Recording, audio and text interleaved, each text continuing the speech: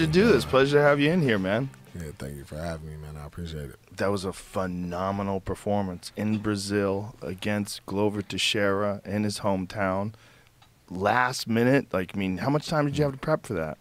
I had about 6 weeks. Oh, you did have 6 weeks. Yeah, I had 6 weeks. But it was, but you knew that it was it was supposed to be 3 rounds, and then they changed it to the title for 5 rounds, right? No. It was a title right away. That was right after Ankalaev and Jan Blachowicz. So right from they there. They legitimately called me while they were still. Wow. Yeah, while they were still in the cage.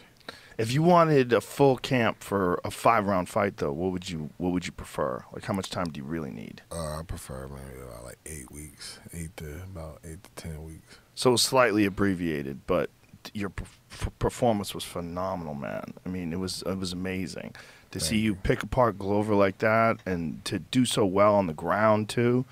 I mean, that was a big victory. Yeah, I mean, a lot of people thought that I couldn't do it. I couldn't. Well, that was just a general assumption, was that I couldn't grapple on the ground and things like that. When that's definitely. But you getting that general assumption from who though? People online? Just picks, like, you know what I mean. Just like people like an analyst, then like any like the fighters or whatever that I talk to, or like they be like, oh, like they always say, it's always something that they say. Even guys in the division, you know, they were like, oh, he's just a boxer. You know, I don't know if he can really wrestle or if he can really has like kicks or anything like that. Yeah, they're questioning the kicks too. You know, so it's just, that's some of the biggest moments in the fight. That left high kick of yours. Yeah. Well, people are going to question you until they can't anymore. Right. That's how it goes. You know, there's always I don't know about this guy, and then all of a sudden he's the best ever. You never know. Right, and that's why I'm just hungry for, you know what I mean, for names, man. I'm hungry for the next challenge. What did it feel like when they strapped that thing around your waist? Man, it's a hard thing to describe. It was just like almost like unreal, like almost like living like almost like in a dream, like one of the dreams that I've had, you know. And it was just like, I don't know, it was just crazy. Just the weight of everything that I did and been through and everything was a lot.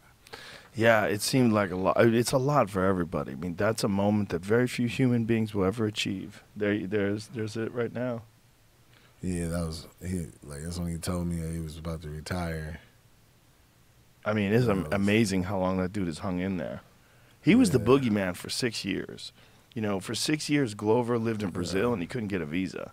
And this was like in the early days, like when Chuck Liddell was the UFC light heavyweight champion. That's how far back Glover goes. Right. I heard something about like he went pro in 2001. Yeah. Crazy, right? Crazy. Yeah, that's wild. 22 years later.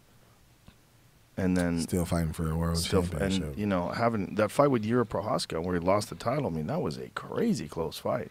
Yeah. Until he got caught in that choke. He was ahead. I think he was. Yeah, he was ahead in that fight. Yeah, I believe it was. That video that you made to Yuri was hilarious. We played it on the